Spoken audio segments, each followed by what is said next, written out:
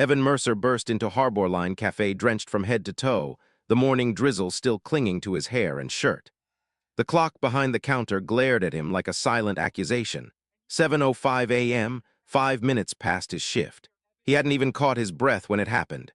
"You're late," barked manager Reed Cowlson, loud enough for every customer to turn and stare. It wasn't a conversation, it was a public punishment. Before Evan could utter a word, Reed ripped the apron from his hands and let the fabric drop to the floor. "You don't respect this workplace. You're done here, effective immediately." A hush fell across the cafe. Forks hovered midair, coffee cups paused halfway to lips. Yet no one spoke. No one stepped in. They simply watched a young single father get fired as if it were part of the morning entertainment. But Evan didn't realize someone did intervene. Someone who witnessed every cruel syllable thrown at him. A man sitting quietly by the corner window, hidden behind a newspaper and a steaming cup of black coffee. A man Evan had unknowingly saved the night before. A man whose presence would flip the entire cafe upside down. But to understand how everything spiraled into this moment, how one small choice created a storm far greater than the rain outside, we have to go back. Because every life-altering day has a beginning, one wrapped in decisions that don't look important until fate reveals their weight. The night before, the coastal roads outside Port Haven had been drowning in rain. Windshield wipers slapped rhythmically, battling the sheets of water that blurred the world into streaks of gray. Evan's old blue pickup shook each time the wind pushed against it. It was nearly midnight when he drove home from his late shift. His uniform shirt was still damp from a spill, his hands aching from hours of non-stop work. All he wanted was to return to his small apartment where his 8-year-old son, Mason, was asleep under the care of the elderly neighbor. Money was tight, bills overdue, his truck barely hanging on. Life was a constant balancing act, one wrong move and everything could collapse. The exhaustion pressed on him like a weight he couldn't escape. Then he saw it. A luxury silver sedan pulled crookedly on the roadside, hood open, smoke leaking into the rain. Beside it stood an older man, soaked through. Dress shoes buried in mud, suit wrinkled, hair plastered to his forehead. His trembling hands attempted to get a signal on his phone, failing again and again. Evan's foot hesitated over the brake. Ignore it, Mason's waiting, the road's empty, this could be dangerous. Then he saw the man stumble. He saw fear in his eyes. He saw a human being alone in a storm. Evan pulled over. He didn't know that helping this stranger would cost him his job and eventually change his life. But the man Evan rescued was not who he appeared to be. And by morning, Evan would face a fallout he never expected. The storm hammered against the truck's frame as Evan eased to a stop behind the disabled sedan. Rain splattered so hard that the world outside looked like it was melting. For a moment, he simply sat there, fingers gripping the wheel, breath held tight in his chest. What if this was a mistake? What if the man wasn't as helpless as he seemed? What if Mason woke up and wondered why his dad still wasn't home? But then the stranger's legs buckled slightly, his hand reaching for the car door to steady himself. That decided everything. Evan lowered the window halfway. Cold rain swept in instantly. "Sir, you all right?" The man jerked at the sound of a voice. He looked up, face lined with exhaustion, eyes almost pleading. Even drenched, he carried an air of someone used to dignity, not roadside desperation. "My car died," the man said, voice trembling with cold. "No tow service is answering. I'm afraid I'm lost." The suit he wore had once been crisp, maybe expensive, but now it clung to him like a wet rag. His leather shoes were soaked through, shiny surfaces dulled by mud and rain. "You'll freeze out here," Evan said. "Please get in. I'll drive you somewhere safe." The man hesitated, staring into the truck as if weighing every possible danger. The instinct to distrust strangers ran deep in everyone, but so did the instinct to survive. A gust of wind hit him hard enough to make him wince. He made his choice. The door opened and the stranger climbed inside, dripping onto the cracked leather seat. The heater hummed warm air toward them. "Thank you," he murmured, voice still unsteady. "You didn't have to stop." "Someone would've," Evan replied. A faint, tired smile touched the man's lips. "You'd be surprised." As the truck pulled back onto the deserted coastal road, silence thickened between them, but not the uncomfortable kind. Just two people who didn't know how to begin. After a moment, Evan asked, "Where were you headed?" "A negotiation meeting out of town," the man said. "Ran longer than expected. I thought taking the scenic route would be quicker, but—" He glanced out at the sheets of rain slamming the windshield. "Seems I miscalculated." "Storms don't care about our schedules," Evan said lightly. "No," the man sighed. They really don't. They passed small cottages with dim porch lights flickering, boats tied at distant docks swaying violently in the wind. Port Haven wasn't a wealthy place, but its people lived with quiet resilience. Tonight, even the ocean seemed restless. "I'm Evan," he finally said. The man wiped some raindrops from his forehead and extended a cold, trembling hand. "Harlan Whitmore?" The handshake lingered, firm despite the cold. By the time they reached Evan's modest apartment complex, the rain had intensified. Mason would still be asleep, but Evan knew bringing a stranger inside could seem reckless. Still, what was the alternative? Leaving him to sleep in the truck? "Come upstairs," Evan said firmly. "You can dry off and rest. Tow trucks'll be easier to reach in the morning." Harlan hesitated again, then nodded. Kindness had been extended and accepted. Neither of them knew this single choice would unravel everything by morning, because while Evan saw only a lost stranger, he had unknowingly invited the one man who could turn his entire future upside down. The stairwell of Evan's apartment building smelled faintly of old paint and sea salt drifting in from the harbor. Each step creaked, complaining under the weight of two exhausted men climbing in soaked clothes. Harlan took the stairs slowly, gripping the rail as if the storm had drained the last of his strength. Evan unlocked the door, nudging it open with his shoulder. "Come in, watch your step. The light in the hallway flickers sometimes." Harlan stepped inside and paused. The apartment was small, tiny really, but warm. A couch patched with years of use sat opposite a modest bookshelf. Children's drawings decorated the wall, uneven stars, smiling stick figures, a bright red boat labeled Mason's ship. A pair of rain boots sat by the door, one tilted on its side. "This is cozy," Harlan said, a soft sincerity in his tone. "I try my best," Evan replied, forcing a tired smile. "My boy's asleep, so if we're quiet, we won't wake him." Something in Harlan's expression changed, subtle, almost imperceptible. He looked again at the drawings, lingered on the paper labeled Dad plus Mason in mismatched crayon colors. "You're a single father?" he asked. Evan nodded. "Been a little over 2 years now." A silence settled in the room, heavier than the storm outside but strangely gentle.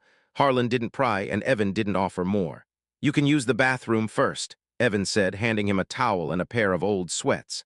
The clothes looked oversized, but at least they were dry. "I'll make some tea." When Harlan closed the bathroom door, Evan exhaled deeply.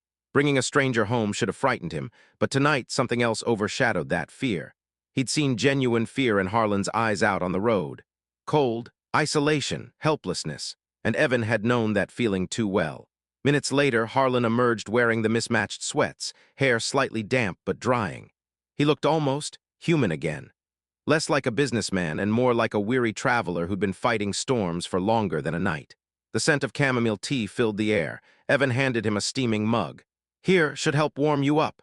"Thank you," Harlan said, wrapping both hands around it as though absorbing its heat. "This means more to me than you know." "You don't owe me anything," Evan replied. "Just get some rest." Harlan sat on the couch slowly, lowering himself as if every muscle ached. The soft light from a single lamp sharpened the lines on his face. Lines that hinted at years of responsibility, stress, and too many lonely nights in boardrooms or sterile offices. "Evan," he murmured after a moment, "do people help you often?" The question took Evan off guard. "Not really, but that's life. We deal with what we're given." Harlan looked down at his cup. "You deserved better than rain, broken trucks, and," he hesitated, "people who don't value you." Evan blinked. "You don't even know me." "But I know kindness when I see it," Harlan said quietly. A sudden crash of thunder rattled the window. Evan stood. "You should sleep. The couch pulls out." Harlan nodded, finally allowing his tired body to sink into rest. He wouldn't sleep much. Not because of discomfort, but because he was quietly realizing the man who saved him had no idea who he'd invited into his home. By sunrise, Evan's entire life would collide with the truth about Harlan Whitmore, starting with a betrayal waiting for him at work. Evan woke to the sound of soft coughing, Mason's. Dawn crept through the blinds like pale ribbons of light, brushing gently against the small bedroom door that stood half open. He slipped out of bed, careful not to wake his son fully, and stepped into the living room. The couch was empty, the blanket neatly folded. The clothes Evan had lent were stacked on the armrest, and on the coffee table lay a handwritten note. He picked it up. "Evan, thank you for treating me like a person, not a burden. Your kindness is rare. I'll never forget it." Harlan, no phone number, no explanation, just quiet gratitude. Evan smiled faintly. He hadn't expected to see the man again anyway. Strangers in storms didn't usually return. He set the note aside and turned toward the kitchen just as Mason shuffled out, hair sticking up like a tiny hurricane. "Dad, I don't feel good," Mason murmured, rubbing his eyes. Evan touched his forehead. "Warm, too warm." "Maybe you should stay home today," he said gently, but Mason shook his head. "No, today's the day Miss Brenner hangs our ocean drawings. I worked really hard." Evan hesitated. Mason's eyes, so much like his late mother's, held determination stronger than his small voice. "Okay," he sighed. "But you tell your teacher if you feel worse. Deal?" Mason nodded. After dropping him at Mrs. Elkins's house, Evan hurried back to his truck. That's when the universe decided to pile on the weight he already carried. The engine sputtered, shuddered. Died, he slammed the wheel. "Not today, please not today." 10 agonizing minutes, then the truck coughed back to life, but by then he was late, really late. He parked outside Harbor Line Café and sprinted inside, still damp from the morning drizzle. The café, normally buzzing, fell instantly silent when the door chimed. Every set of eyes turned toward him. Reed Cowlson stood behind the counter, arms folded, jaw tight. "Mercer," he barked. "You own a clock?" Evan swallowed. "My truck stalled and my son—" "I don't care," Reed snapped, stepping forward, voice rising intentionally so every customer could hear. "You're late again." Evan's chest tightened. "Sir, I'm sorry. I helped someone last night, someone stranded in the storm. I drove him home and—" "Oh, beautiful," Reed cut in with a sneer. "We've got a hero in the building." He leaned close. "Do you think kindness pays the bills here? Do you think I care if you rescued the mayor himself?" Evan froze, unaware how ironic those words were. Reed jabbed a finger toward the apron. "Take it off. You're fired." It was like being struck. 4 years of loyalty, all erased in one public humiliation. Silence swallowed the café. Evan saw pity in a few eyes, guilt in others, but not a single person dared speak. He placed the apron on the counter with trembling hands. Reed smirked, victorious. Evan walked out into the gray morning, rain mingling with the sting behind his eyes. He didn't notice the sleek black car parked across the street. Didn't see the man inside gripping the steering wheel so hard his knuckles went white. Didn't see Harlan Whitmore watching everything, watching him break, watching the consequences of one man's cruelty. Because the stranger Evan helped was no ordinary man. And the next time he walked into Harbor Line Café, Reed's world would collapse. Evan walked with no real destination, just moving because stopping meant thinking, and thinking meant drowning. Rain pattered against his shoulders as he moved down the waterfront sidewalk, each step heavier than the last. He didn't know what he would tell Mason. He didn't know how he would pay rent. He didn't know where tomorrow's groceries would come from, his only source of income gone in seconds. He gripped the railing, overlooking the gray waves crashing against the rocks. The world felt unfair, merciless. But he'd been a father long enough to know he couldn't afford to fall apart, not when an 8-year-old boy depended on him. He breathed in deeply and pushed himself to walk again. Across the street, inside a black luxury car, a pair of intense eyes followed his every movement. Harlan Whitmore sat in the driver's seat, jaw clenched, chest rising and falling with controlled fury. He had arrived early, hoping to repay Evan somehow, only to witness Reed Cowlson publicly crush the man who had saved him. He watched Evan disappear down the street, shoulders slumped under the weight of the world. "That man doesn't deserve this," Harlan muttered. His reflection in the window stared back, cold, businesslike, authoritative. The mask he wore in boardrooms and negotiations tightened automatically. He straightened his posture. Harbor Line Café loomed ahead of him, the very place he owned. He had bought the café a year earlier as a small, overlooked addition to his real estate portfolio. He trusted Reed Cowlson to run it. He never visited, never checked in, never looked past the numbers Reed emailed monthly. He regretted that now, because the numbers had been hiding the truth. Harlan exhaled, his anger sharpening into something surgical. A decision was made. He dialed a number. "Nolan, it's me." "Sir," answered a steady, professional voice. "I need you at Harbor Line Café immediately," Harlan said. "Bring your discreet recording equipment." "What's happening?" "A man named Reed Cowlson has forgotten what respect looks like. I want everything documented, every policy violation, every shady habit, no detail too small." "Yes, sir, I'll be there in 20 minutes." Harlan hung up. He stepped out of the car slowly, adjusting the sleeves of the tailored coat Evan hadn't seen him in the night before. The storm had washed the softness from Harlan's demeanor, leaving behind the man most people only met in high-stakes boardrooms. The man no one dared to lie to. He walked toward the café, shoes clicking against the wet pavement. Inside, Reed Coulson was laughing with a customer, basking in the power he felt after firing someone in front of a crowd. He didn't even glance at the door chime, not until the room fell unnaturally quiet. Reed turned and froze. Harlan Whitmore stepped inside, soaked in quiet authority. Reed's smile evaporated instantly. Mr. Whitmore, I didn't know you were coming today." "You didn't," Harlan replied, voice calm but cutting. "But I'm here now." His eyes swept the cafe, every detail, every person, every flaw. "And it appears," Harlan said, closing the door behind him, "I arrived at the perfect time." Because Reed Coulson has no idea the man he just humiliated's rescuer is the one person with absolute power to rewrite everyone's fate in that cafe. Harborline Cafe had never been this quiet. Not even on snowed-in winter mornings. Not even when the power flickered during storms. Not even when customers spilled coffee and entire tables stopped to stare. No, this silence was different. This silence was fear. Because the man who walked through the door wasn't just another customer. Not just another suit, not just another businessman. He was Harlan Whitmore, the unseen owner of the cafe, the man who signed Reed's paychecks, the figure everyone whispered about but never actually met. Reed straightened his posture so fast he almost tripped. Mr. Whitmore, I would have prepared better if I knew." "That won't be necessary," Harlan said, walking further in. "I prefer seeing things as they truly are, not as you stage them to look." Reed swallowed, hard. Harlan's gaze drifted across the cafe, taking in every detail, the smudged counter corner, the chipped plate on table 4, the nervous barista trying not to drop a mug. Then his eyes narrowed.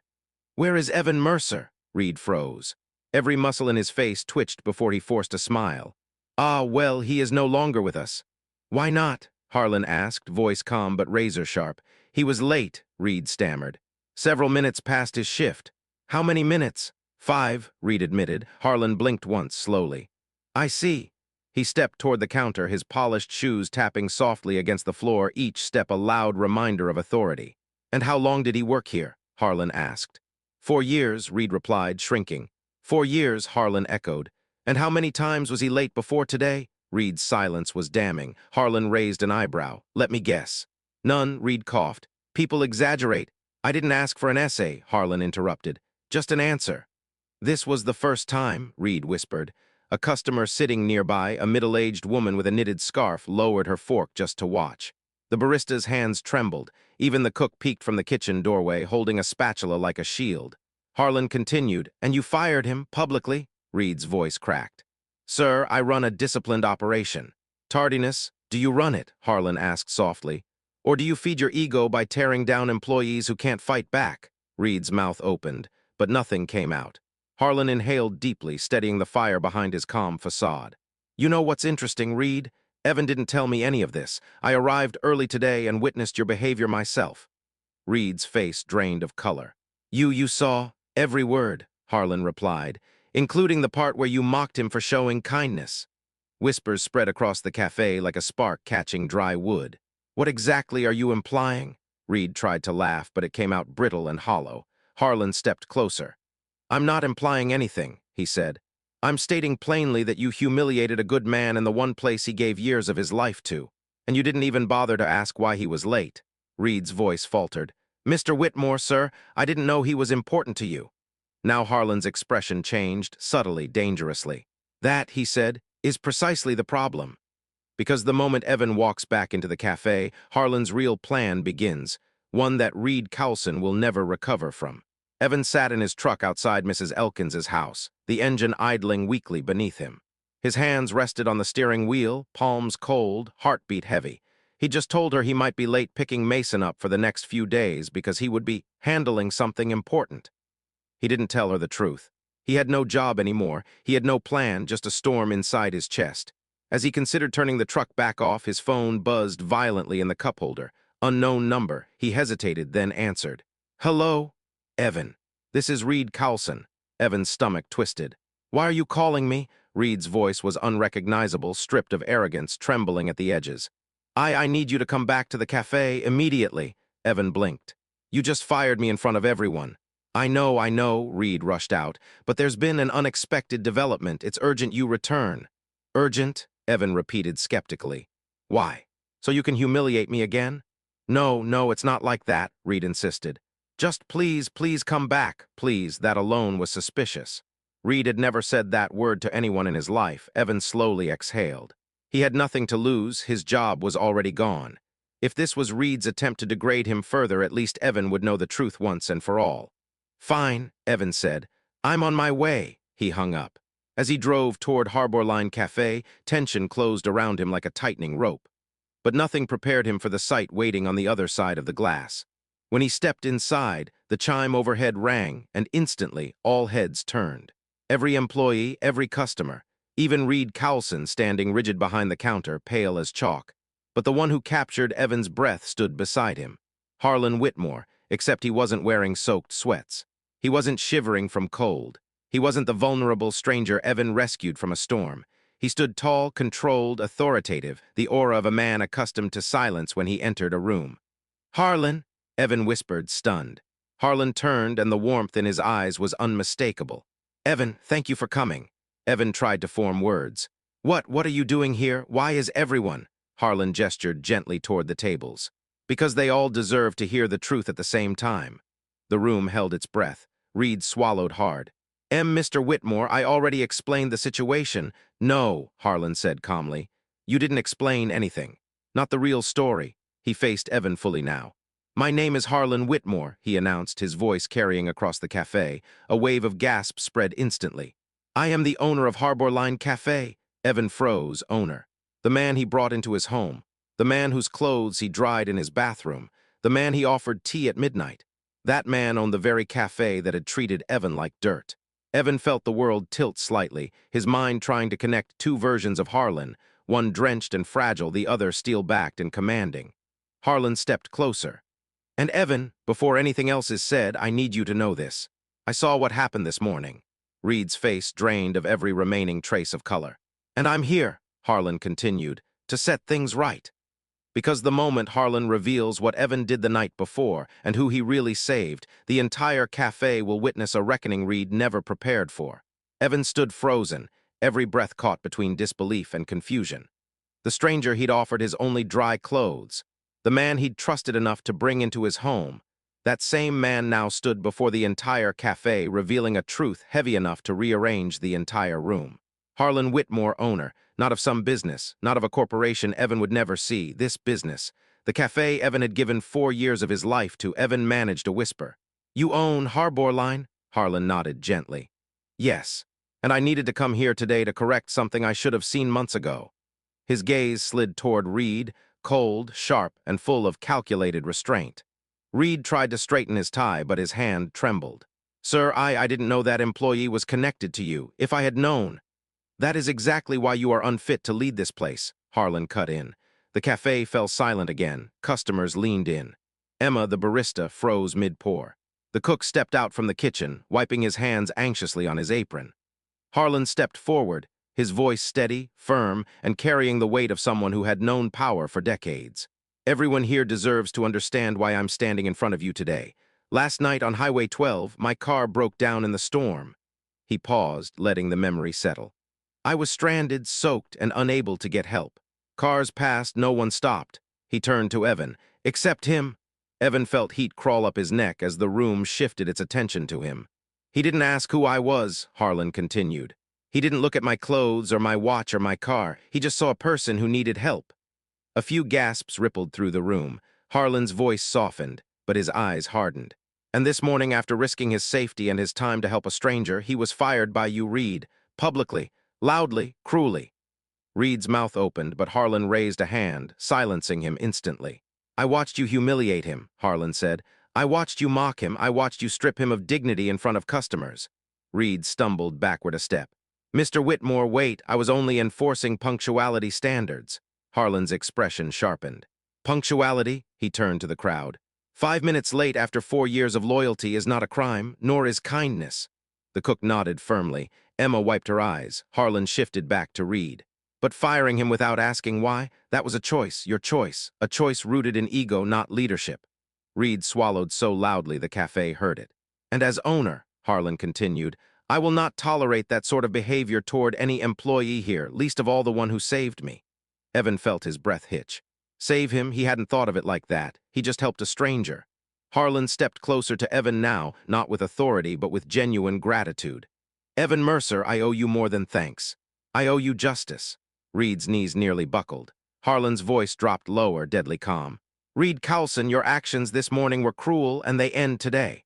Because Harlan isn't just here to defend Evan, he's here to expose a secret Reed hoped no one would ever discover. Reed stood stiff as a post, his face stretched into a thin, cracking smile. Mr. Whitmore, sir, let's not make a bigger scene than necessary. I may have acted harshly, but I run this cafe efficiently. The numbers speak for themselves. The numbers, Harlan repeated, tone chillingly even, are exactly why we're having this conversation. A ripple of confusion passed through the cafe. Reed blinked. What do you mean? Harlan lifted a hand. At a table near the entrance, a tall man with a black jacket and a small briefcase rose slowly from his seat. His gaze was sharp, professional. The kind of gaze that assessed every detail without flinching. Reed, Harlan said, meet Nolan Gray, investigator. A visible shiver ran down Reed's spine. Investigator? Yes, Harlan replied calmly. I brought him because something didn't sit right with the financial reports you sent me last quarter. Evan's eyes widened. Customers leaned in. Emma covered her mouth, trembling. Reed took a step back. Sir, those reports were perfectly accurate. I even stayed late many nights ensuring everything balanced. Nolan opened the briefcase. I'm sure you did, he said, voice steady. But your definition of balanced seems to differ from the truth. He set a laptop on the nearest table and turned it toward the crowd. A still frame appeared. Reed Carlson, late at night, standing in front of the cash register. Hand inside the till, stuffing bills into his jacket pocket. Reed's eyes widened. That your camera angle, that's taken out of context. Nolan tapped a key. One clip became 3, 3 became 6. 6 became 8 separate nights of Reed pocketing money. Gasps echoed through the cafe. Evan felt his stomach twist. He had suspected Reed enjoyed control, even cruelty, but theft, that was another level entirely. Reed's face burned red. These videos, they're misleading. I was counting money. I was reorganizing bills. Into your jacket? Nolan asked calmly. Reed opened his mouth, but nothing came out. His lips trembled as if searching desperately for a lie that would land correctly. Harlan took a slow, deliberate step forward. For months, he said, I trusted you. I relied on your reports. I believed your stories about rising supply costs. But this, he nodded to the screen, isn't mismanagement. It's manipulation, theft, and worst of all, it's betrayal. Reed's voice cracked. I only took a little. I plan to put it back. $3,000 is not a little, Nolan said. The crowd murmured, anger slowly simmering. Harlan folded his hands behind his back.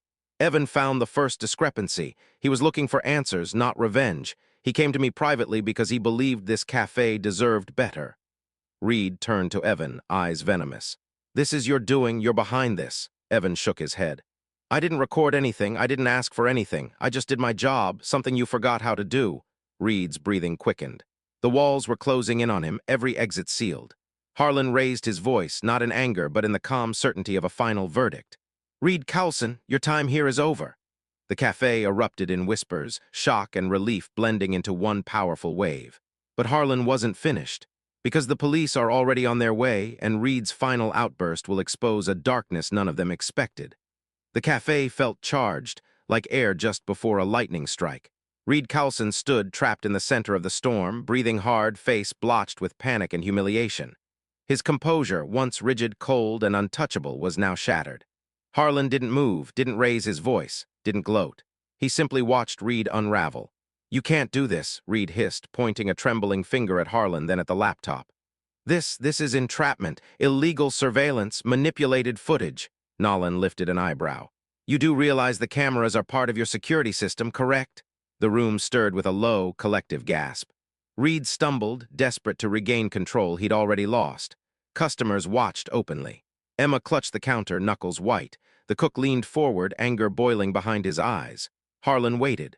Then, calm as a physician delivering a diagnosis, he said, The police will arrive shortly. A look of pure dread washed over Reed's face. No, you can't. Mr. Whitmore, please, listen. He darted toward Harlan, wild-eyed, hands outstretched, as if grabbing for the last rope hanging over a cliff. Nolan stepped in front of Harlan instantly, blocking Reed's path with an arm that might as well have been steel. Reed's voice cracked. Everything I did to keep this place running. You have no idea the pressure I'm under. Harlan took a measured breath. Pressure doesn't excuse dishonesty or cruelty. Reed's eyes snapped to Evan, sharp, hateful. This is because of you. Before you came along, I ran this place perfectly. You ruined everything. You had to be the savior, didn't you? Evan held Reed's glare without flinching. I didn't ruin anything, he said quietly.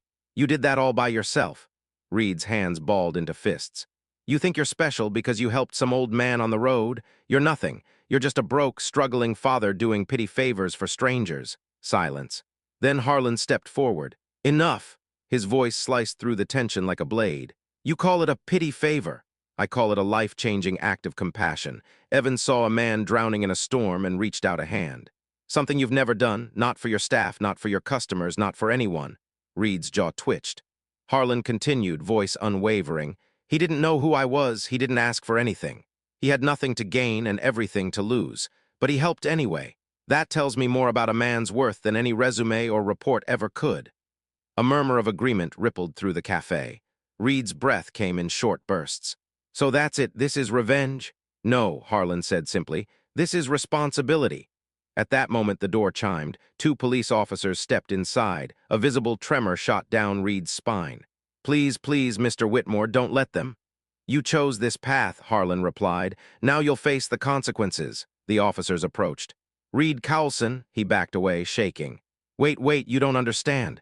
You're under arrest for theft, falsifying financial records, and tampering with company assets. The cuffs clicked.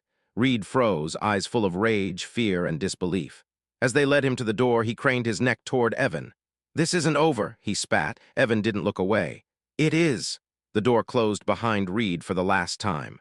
With Reed gone, Harlan finally turns to Evan, not as owner to employee, but as one life changed by kindness to another. And what he offers next will reshape Evan's entire future. When the door finally closed behind Reed and the officers, Harborline Café seemed to inhale for the first time in hours. The tension that had wrapped itself around the walls began to dissolve, replaced with a strange, hopeful quiet.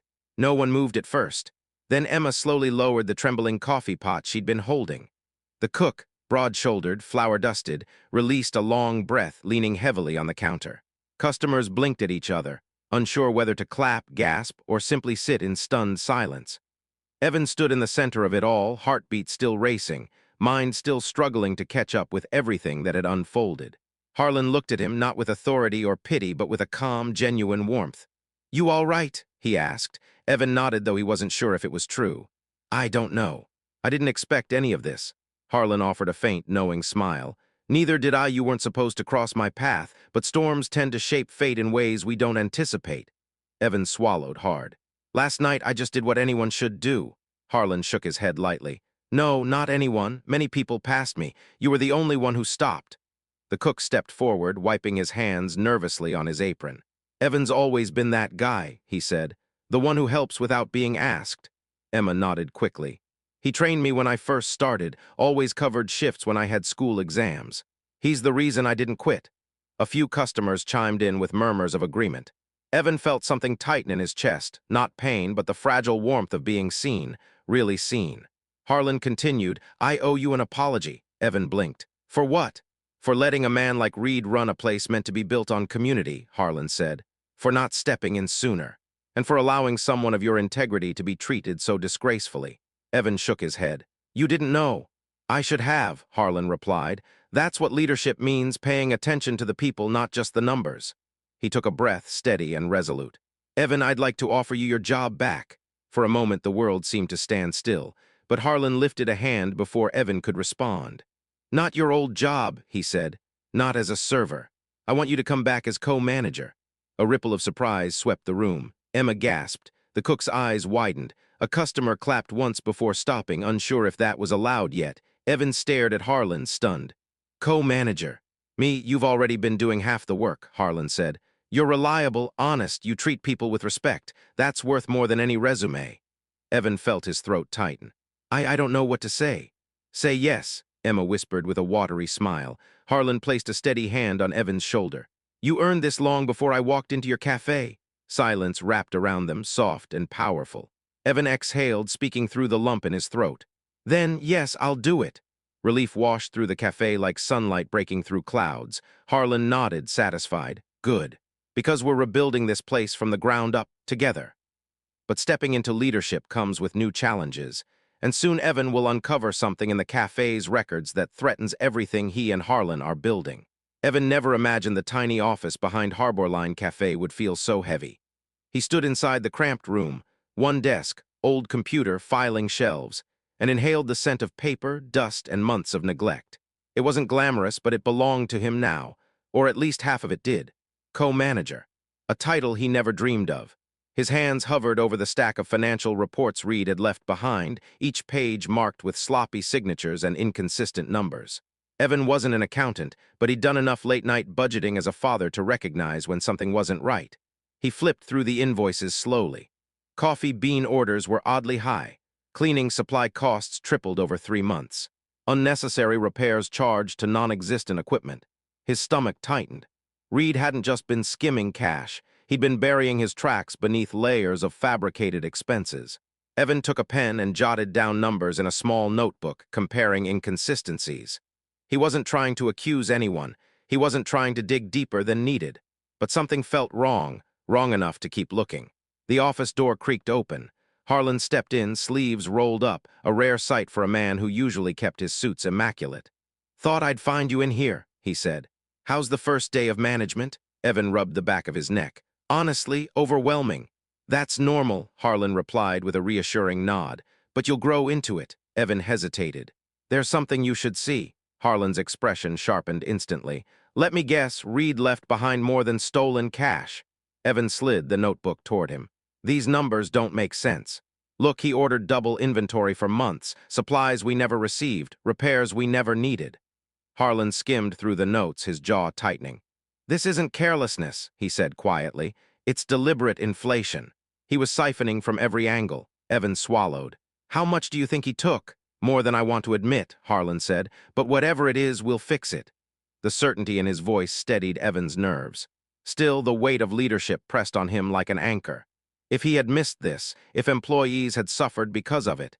"It wasn't your responsibility then," Harlan said, as if reading his mind. "You didn't fail anyone. But we need to make it right now," Evan said firmly. Harlan nodded. "We will together." A knock sounded on the open door. Emma peeked in, smiling nervously. "Sorry, Evan. Someone's here to see you."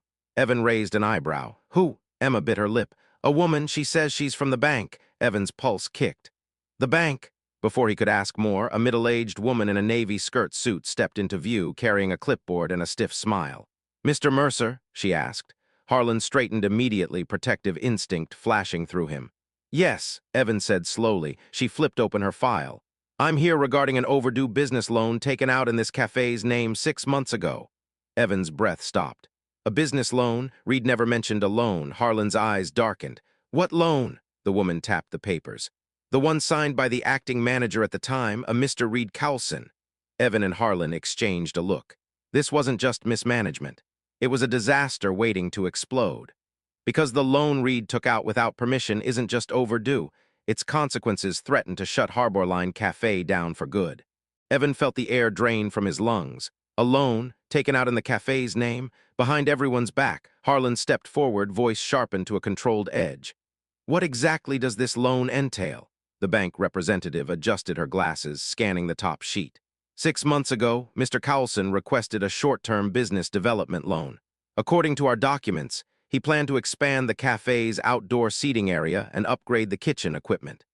Evan and Harlan exchanged a look. There had been no expansion, no upgrades, not even a new toaster. The woman continued, unaware of the emotional storm brewing in the room. "The loan amount is $32,000. Evan's stomach flipped. $32,000.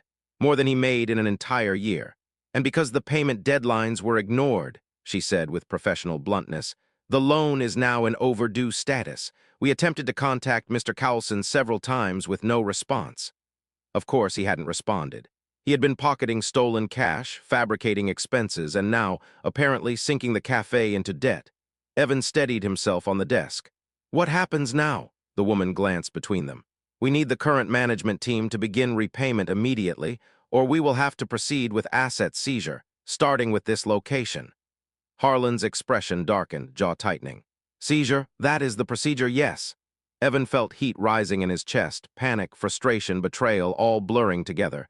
He had just earned stability, a future, a chance to finally breathe again. And now the rug was being yanked from beneath his feet again. Harlan stepped closer, the full force of his authority settling around him like a cloak. "Miss Harper," she replied. "Miss Harper," Harlan continued, "I will be handling this matter personally." She blinked. "Sir, with all respect, the loan paperwork indicates Mr. Mercer here is listed as secondary sign." Evan's head snapped up. "I never signed anything." Harlan's eyes went cold.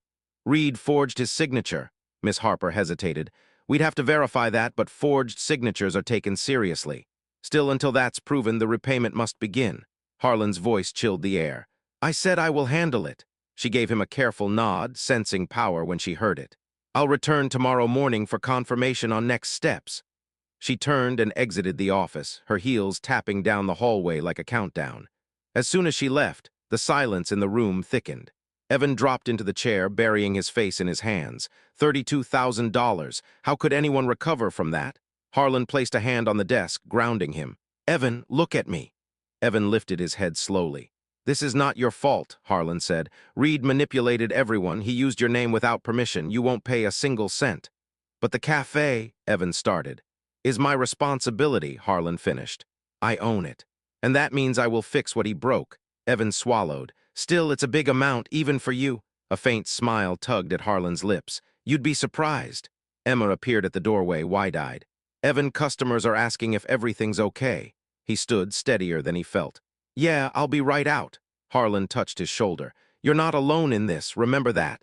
Evan nodded, because somewhere deep inside he believed him. But when Evan goes home that night, he'll face a question from Mason that shakes him harder than the debt ever could, and pushes him toward a decision he never expected to make. Night settled over Port Haven like a heavy blanket, quiet, slow, breathless. After closing the cafe early, Evan drove home in near silence, the hum of the engine mixing with the storm of thoughts crowding his mind. $32,000, a forged signature, the cafe on the edge of collapse. And yet, Harlan had stood by him without hesitation. That alone kept Evan from spiraling completely. When he walked through his apartment door, the lights were dim but warm. Mason was curled up on the couch, wrapped in his blue blanket and watching cartoons on low volume to avoid waking the neighbors. He looked up instantly. "Dad," Evan knelt and scooped him into a hug, tighter than usual. Mason giggled, then pulled back with a confused expression. "You okay? You squeezed like a grizzly bear." Evan forced a smile. "Long day, buddy?" They sat together on the couch. Mason leaned against him, small head resting on his arm. For a moment the world felt still. Then Mason asked softly without looking up, "Dad, are we gonna have to move again?" The question hit harder than any financial blow. Evan's heart cracked open. A sharp breath escaped him. "Mason, why would you think that?" Mason fiddled with a loose thread on his blanket. "Because last time you looked like this, like you were trying not to be sad, we had to pack our stuff and leave our old house. And I don't want to lose my room again, or my stars on the ceiling, or Mrs. Elkins. Or school." His voice trembled. Evan felt tears sting behind his eyes. He had always believed he hid his worries well, behind jokes, behind long shifts, behind the smile he forced every morning. But Mason saw everything. Children always do. Evan rested his forehead against his son's hair. Hey, listen to me." Mason turned, eyes wide and wet. "We're not moving," Evan whispered firmly. "Not this time. You're safe. I'm safe. And I swear to you, I'll do whatever it takes to keep our home." Mason's small arms wrapped instantly around his neck. "Okay, I trust you, Dad." It was that trust that nearly shattered Evan. After putting Mason to bed, after tucking the blanket under his chin, after smoothing his hair back, after turning on the little nightlight shaped like a lighthouse, Evan stepped out into the hallway and leaned against the wall. His knees nearly buckled. For the first time since the morning, he let himself break. Quietly, silently, desperately. The weight of responsibility crushed against his chest. Father, provider, co-manager, the man trying to rebuild something that Reed had nearly destroyed. He wiped his face with shaking hands. Then his phone buzzed, a message from Harlan. "Emergency meeting tomorrow morning. We'll fix this, whatever it takes." Evan stared at the words, a strange warmth spreading through him. Not hope exactly, not relief, something sturdier, something like belief. He wasn't alone anymore. He typed back, "I'll be there." He set the phone down, exhaled, and whispered into the quiet apartment. "For Mason, for the cafe, for everyone." But the next morning, When Harlan reveals the only way to save Harbor Line Café, Evan will face a choice that could redefine his entire future, and Mason's. Morning sunlight stretched over Port Haven, soft and golden as if trying to wash away the chaos of yesterday. But inside Evan, the storm hadn't calmed. He barely slept. Every time he closed his eyes, Mason's trembling question replayed like a broken record. "Dad, are we gonna have to move again?" But today, answers were coming. When Evan walked into Harbor Line Café, the place was quiet. Chairs still stacked, lights still dimmed. Only Harlan stood at the counter, sleeves rolled up, coffee in hand, staring intensely at a stack of documents. He looked up the moment Evan entered. "You're here," Harlan said, voice steady. "Good. We don't have time to waste." Evan approached, nerves tightening. "What's the emergency?" Harlan placed the loan documents on the counter. "I spent half the night going through this. Reed didn't just steal money, he buried the cafe under a debt he never intended to pay back." Evan exhaled shakily. "So what do we do? How do we stop the bank from taking this place?" Harlan nodded slowly. "That's what I wanted to talk to you about." He motioned for Evan to sit. Sunlight glimmered across the counter between them like a thin line dividing two paths, one they could take, another they couldn't come back from. Harlan leaned forward. "There are two ways out of this," he said, "and one of them requires you." Evan's brows knit. "Me?" "Yes, but let me explain both options clearly." He held up one finger. "Option 1, I pay off the entire loan myself. 32,000, immediately." Evan stared. "You do that?" "I can," Harlan said, "but I won't lie to you. Covering Reed's damage alone won't be enough unless the cafe changes how it runs. We'd be fighting fires constantly." Evan nodded, waiting for the second option. Harlan lifted two fingers. "Option 2, he said, voice lowering, "we restructure the cafe into a dual ownership model shared between you and me." Evan blinked. "Shared as in partners?" "Yes," Harlan said, unwavering. 50-50, equal authority, equal responsibility, equal future." Evan felt his pulse spike. "But I don't have money to buy half a cafe," he whispered. "You won your share already," Harlan replied softly. "The night you stopped for a stranger on a dark highway." The words hit deep. Harlan continued, "You're honest, loyal, compassionate, and you care about this cafe more than Reed ever did. If we rebuild this place, it should be with people who deserve to be here, people like you." Evan ran a hand through his hair, trying to breathe. "This is a lot," he murmured. "I know," Harlan said. "Take a moment." Evan leaned back, staring at the small cafe he had swept, cleaned, served, and laughed in for years.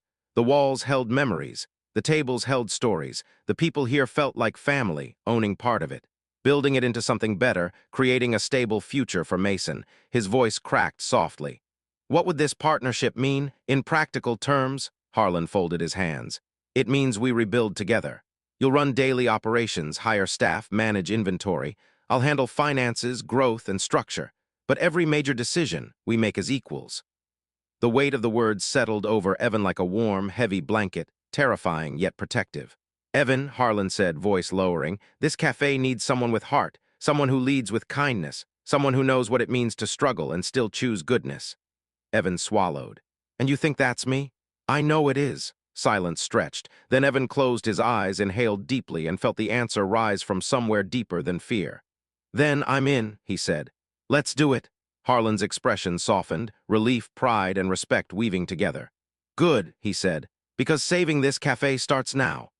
But before the cafe can be saved, someone returns to Port Haven, bringing a truth Evan never expected and a final test that could break or strengthen everything he's building.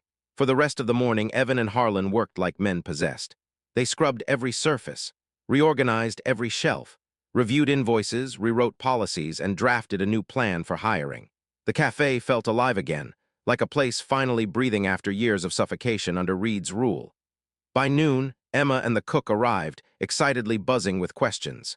Evan explained the new partnership, carefully, modestly, and Emma hugged him so hard he nearly lost balance. "You deserve this more than anyone," she whispered. The cook clapped him on the back. "Told you greatness was coming for you, kid." Evan just laughed, though the truth stung somewhere deep inside. He had never been called great. Not by anyone except Mason. They worked into the afternoon, and for the first time in years, the cafe didn't feel like a job, it felt like a purpose. But then the door chimed. Evan expected a customer. Instead, his breath caught. A familiar older woman, wearing a deep plum coat and carrying a structured handbag, stepped inside. Her silver hair was tied back neatly, and her eyes, sharp, assessing, swept the cafe with practiced precision. Harlan froze first. "Mother," he whispered. Evan blinked. "Mother, Harlan's mother." She approached with slow, deliberate steps, tapping her cane against the floor. "Harlan Whitmore," she said, voice crisp as winter air. "Imagine my surprise when your assistant informed me you've disappeared from 2 board meetings to handle a personal matter." Harlan straightened, suddenly looking years younger, like a boy caught doing something heroic and foolish at the same time. "Mother, I told you, I've been handling an urgent situation." "So urgent you ignored 3 directors, postponed a merger, and spent the night in a cafe kitchen," she said, raising an eyebrow. Evan stepped back instinctively, not wanting to intrude, but her eyes snapped toward him. "And who is this young man you've apparently rearranged your entire life for?" Harlan opened his mouth, but she cut him off. "Don't bother. I know exactly who he is." She reached into her handbag, pulled out a crisp printed photo, a grainy still frame of Evan helping Harlan into his pickup in the pouring rain. "My security chief forwarded me this early this morning," she said. "Imagine my shock when I learned the man who rescued my son is a cafe worker." There was no insult in her tone, just surprise, calculating surprise. Evan cleared his throat. "Ma'am, but she lifted a hand. "You pulled my son off a highway in a storm," she said. "Brought him into your home, fed him, gave him shelter. Treated him like a human being even when you had nothing to gain." Her voice softened, not much, not obviously, but enough that even Harlan noticed. "I owe you gratitude," she said. Evan blinked. "You don't owe me anything. I just helped someone who needed it." The older woman studied him for a long, quiet moment, as if weighing the truth of him like a jeweler examining a rare stone. Then she turned back to Harlan. "You once told me you'd forgotten what real people looked like," she said quietly. "I see you finally remembered." Harlan's chest tightened. She motioned around the cafe. "So, this is the place you're determined to save." "Yes," Harlan said without hesitation. "And you're doing it with him?" Harlan nodded. "We're partners." A faint, almost invisible smile touched her lips. "Then perhaps," she said softly, "it's time I stopped standing in your way." Evan and Harlan exchanged a stunned glance. Harlan's mother looked around the cafe once more, then added, "If this little place means enough for you to defy an entire boardroom, then maybe it deserves to be saved." But saving the cafe will require one final, irreversible decision, one that will test Evan, Harlan, and everything they've built together. The next morning, Harbor Line Cafe felt different, alive, hopeful, on the edge of transformation. Evan arrived early, sunlight stretching across the counter in long golden stripes. The smell of fresh dough and warm coffee filled the air. It felt like a new beginning until Harlan called him into the office with a tone he rarely used. Urgent, heavy, final. Harlan stood by the desk, papers spread before him. His mother's visit had shaken something loose. Responsibility, legacy, maybe even guilt, and now he looked like a man standing at a crossroads. "We need to talk," Harlan said. Evan braced himself. "What's wrong?" Harlan gestured to the documents. "I stayed up all night going through Reed's financial trail, the forged signature, the loans, the hidden expenses. It's worse than we thought." Evan felt his stomach drop. "How much worse?" Harlan exhaled. "If we don't pay everything by the end of the week, the bank will start the seizure process." A silence settled between them, heavy as stone. Evan swallowed hard. "Then we'll work harder, we'll cut costs." "I'll take double shifts," Harlan shook his head. "It's not enough, not fast enough." The words hit like a blow. "So what do we do?" Evan whispered. Harlan stepped closer, his eyes steady. "There's only one way to save Harbor Line permanently. Not patch it, not delay it, save it." Evan waited, heart pounding. "I need to put the cafe under a protected umbrella," Harlan said. "My company can absorb the debt and clear it in a single move, but only if the cafe becomes part of my corporate foundation." "What does that mean?" Evan asked slowly. "It means the cafe survives," Harlan replied. "It stays open. Everyone keeps their jobs. You remain co-owner in every way that matters." "But," Evan pressed softly, "but," Harlan admitted, "your 50% won't exist on paper, not legally, not in the system." Evan's breath caught. "You're still my partner," Harlan added quickly. "In decisions, in leadership, in the day-to-day, but the legal side, that would be different." Evan felt the weight of it. His dream, his fatherhood, his chance to build stability being tested all over again. "If you say no," Harlan went on, "the cafe closes within a month. Reed's damage goes on your record too because of the forged signature. Mason loses his home. You start from zero." The truth lay bare between them. Harlan's voice softened. "But if you say yes, you and your son never have to fear losing anything again." Evan closed his eyes. Mason's small voice echoed in his head.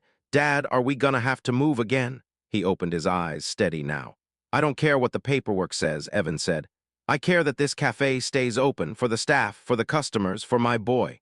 He extended his hand. I'm in, let's save it. Harlan's shoulders eased, the kind of relief that comes from a burden finally shared. He shook Evan's hand firmly. Then Harbor Line lives, he said, and it did. 2 weeks later, a small headline appeared in the Port Haven Gazette.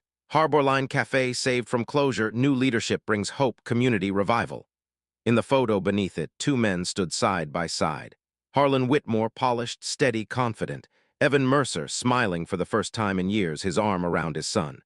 Mason beamed proudly beneath the sign that now read, HARBORLINE Cafe, where kindness is served. Life didn't magically become perfect. Bills still needed paying, customers still spilled coffee, and storms still rolled through Port Haven. But Evan no longer faced them alone. He had a partner, a team, a community, and a son who now believed heroes didn't wear capes. They wore aprons and helped strangers in the rain. And every time a car stalled on a stormy night, Evan would slow down, roll down his window, and say, "Need a hand?" Because kindness had saved him, and now it was his turn to keep the circle going.